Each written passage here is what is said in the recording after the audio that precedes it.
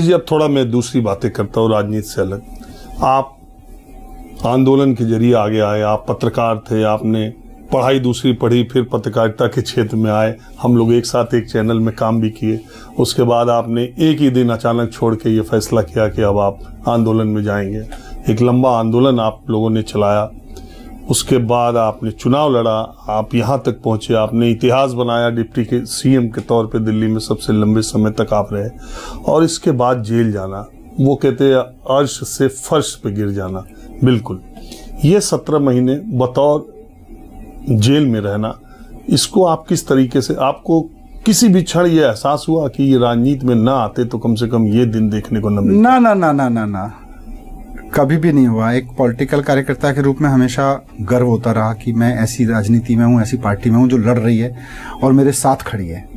एक एक कार्यकर्ता साथ खड़ा है, एक एक लीडर साथ खड़ा है, तो उस पर तो हमेशा गर्व होता रहा। और जहाँ तक जेल जाने उन सब की बात है, मतलब मैंने कहा, शुरू में भी कहा था कि राजनीति में अगर बदलाव करने के लिए आए हो तो जेल जाने से नहीं डरना चाहिए। और मैं 17 महीने जेल में रहने के बाद तो और उसके कह रहा हूँ कि घबराओ मत, न्याय जरूर मिलेगा।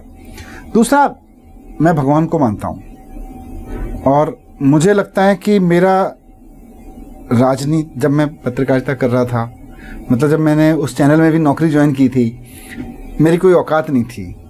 मुझे इतने बड़े चैनल में नौकरी मिल गई एक पत्रकार के रूप में, और मैं वहाँ में एक सामान्य डेस्क रिपोर्टर से लेके न्यूज़ एंकर तक की नौकरी मैंने करी।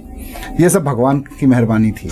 मैं राजनीति में आया, ये भी भगवान की किसी मतलब कार्यक्रम का ही हिस्सा है। मेरा अपना कोई वो ऐसा नहीं मैंने कुछ कर लिया। जेल में गया तो मैंने, मतलब लगता तो है ही भी ये क्या हो गया, मैं तो स्कूल बनवा रहा था, एजुकेशन पे काम कर रहा था। तो फिर मुझे लगा यार इस पे ना भगवान पे ही छोड़ दो, भगवान ने तय किया होगा। अंदर से आया आवाज़ कि यार, मतलब मैंने काफ़ी पढ़ा इस दौरान, रामायण भी पढ़ी, गीता भी पढ़ी, रामचरितमानस भी पढ़ी, उपनिषद भी खूब पढ़े, और भी बहुत सारी किताबें पढ़ी। स्टीफन हॉकिंस को भी खूब पढ़ा मैंने, मतलब अध्यात्म से लेके एआई तक खूब पढ़ा, क्वांटम फिजिक्स तक, और इतिहास और राजनीति तो पढ़ा, शिक्षा पढ़ी। मैंने कहा जब सोच रहा था, ये सवाल मेरे मन में आया कि ये क्यों। फिर मुझे अंदर से ही लगा कि यार भगवान जब इंसान के रूप में जन्म लेके आते हैं तो उनको भी 14 साल वनवास झेलना पड़ता है।